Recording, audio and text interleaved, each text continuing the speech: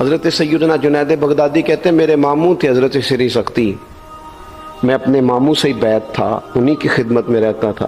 فرماتے ہیں ہم جا رہے تھے، ایک دن انہوں نے چھڑی پکڑی ہے، ایک ہاتھ میں مجھے تھاما ہے، تھوڑا آگے گئے تو رش تھا، چند لوگ کھڑے تھے، تو حضرت سری سختی مجھ سے کہنے لگے جنید دیکھ تو صحیح رش کیوں ہے؟ تو میں گیا تو ایک نوجوان شراب پی ہے، معاذ اللہ نشے میں دھت لیٹا ہے، ارد گرد لوگ کھڑے، اور وہ چونکہ پوری طرح اس پر نشہ غالب ہے تو اول فول باتیں کر رہا ہے، لوگ بھی اس کے ساتھ جو ہے وہ ہنسی مذاق کر رہے ہیں، اس کا مذاق اڑا رہے ہیں، رش ہے۔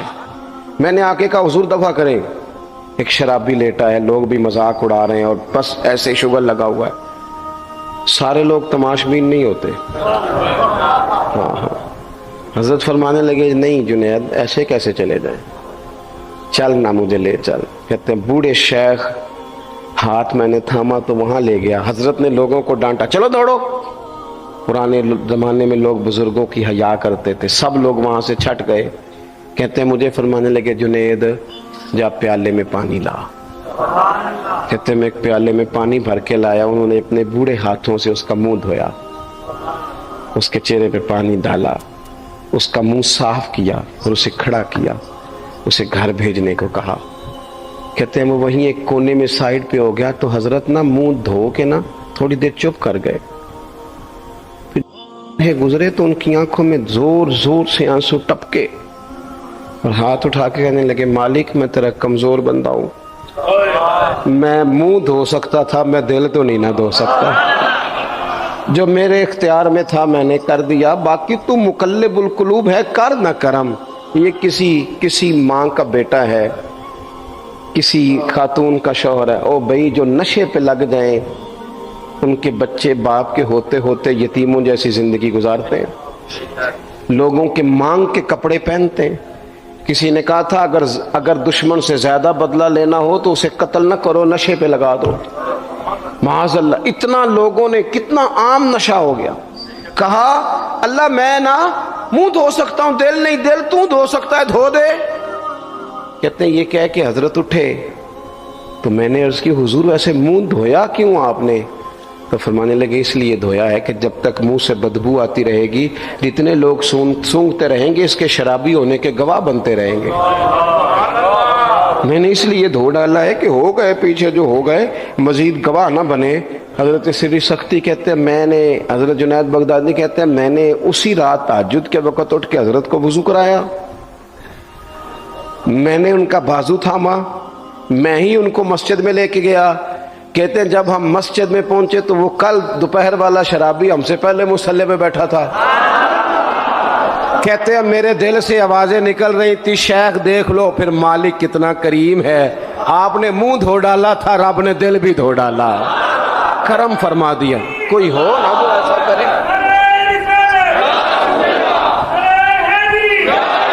آؤ نا سنگیوں ملے، ایک دوسرے کا منہ تو دھونا شروع کرے نا، آؤ نا ایک دوسرے کو یہاں تک وضو کا پانی تو فراہم کرے نا، کچھ تو خیر تقسیم کرے۔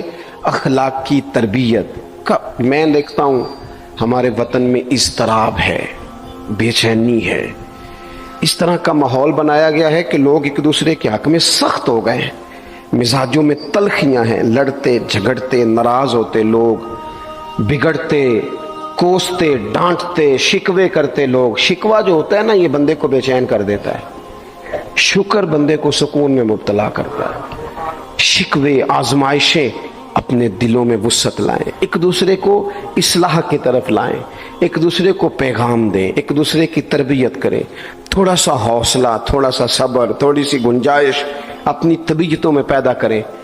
اپنے بچوں پر سب سے زیادہ نگرانی یہ کریں کہ ان کا اخلاقی معیار کیا ہے۔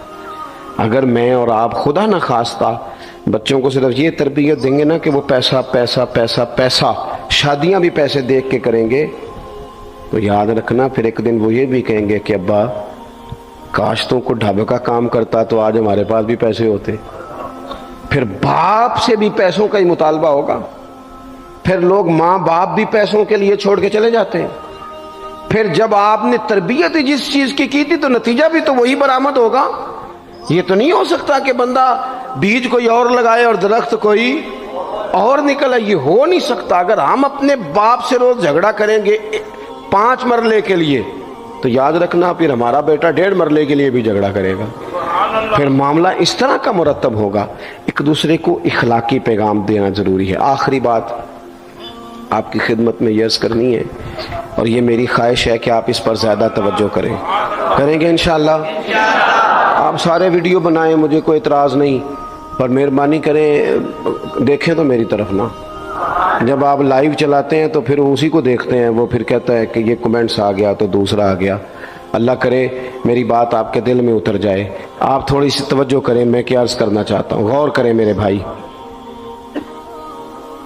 ملک میں نا مہنگائی تیزی سے عروج پکڑ گئی ہے, اور مہنگائی جب ہوتی ہے نا تو امیروں نے تو مال بیچنا ہوتا ہے تو ان کا دگنا ہو گیا تو وہ تو اور امیر ہو گئے.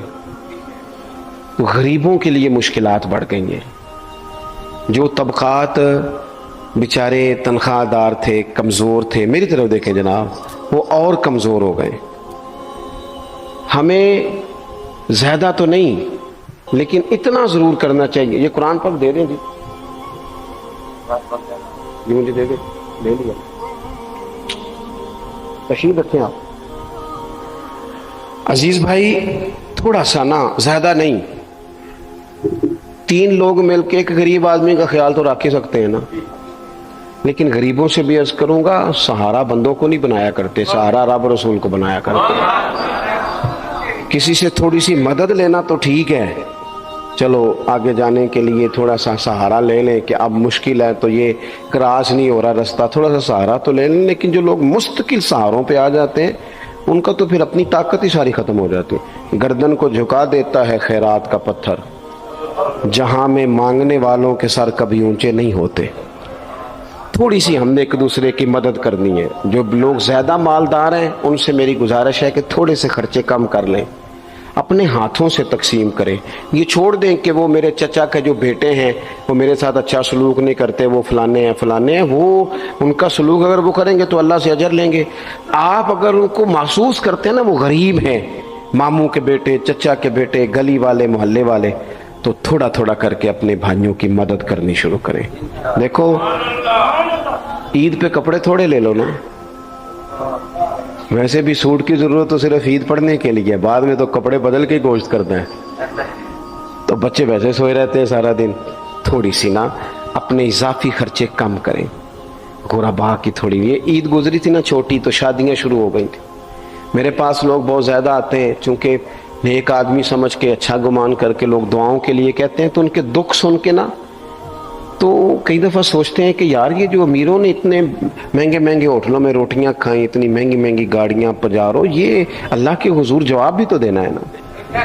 ہم نے ایک دوسرے کا خیال چھوڑ گئے, 2-4 باتیں سوچ کے نا, وہ جی اس کے گھر میں 3 لوگ ہیں, کام کیوں نہیں کرتے ہیں؟ خدا کے بندے کرتے ہیں کام, لیکن محنت سے نہیں ملتا, خدا کے فضل سے ملتا ہے.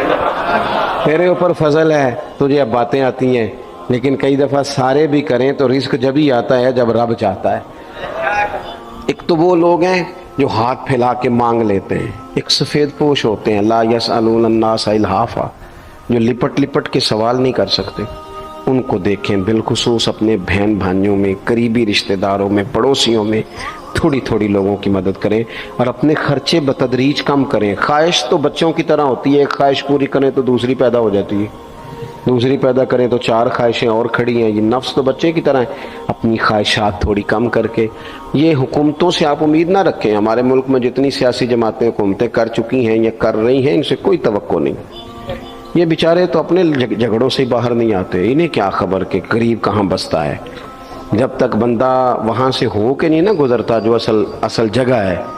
تمہیں یہ جو تم اے سی والے کمروں میں بیٹھ کے اور جناب نیسلے کی بوتلیں رکھ کے پریس کانفرنس کرتے ہو, تمہیں کیا پتا ہو, تمہیں کیا خبر ہو کہ بچوں کی فیس دینی ہو تو بوڑھے ماں باپ پہ کیا گزرتی ہے. تمہیں کیا خبر ہو کہ عید آ گئی ہے تو بوڑھے کس طرح مشورے کر رہے ہیں کہ اگر عید کر کپڑے نہ کر لے تو ساس گلاں کرے گی. تمہیں کیا خبر ہو کہ کچھ غریب ایسے بھی ہیں جو بیچارے رات کو مشورہ کرتے ہیں کہ صبح ناشتے میں گھی کہاں سے لانا ہے, بچوں کے پراٹھوں کے لیے تو گھی بھی نہیں ہے, گندم امیر شہر کی ہوتی رہی خراب, اور بچی کسی فقیر کی فاقے سے مر گئی خدا را مہربانی کریں، گنجائش پیدا کریں۔ بندہ کبھی بھی جیب کا سخی نہیں ہوتا۔ بخاری شریف میں پورا باب ہے کہ بندہ غنی دل کا ہوتا ہے۔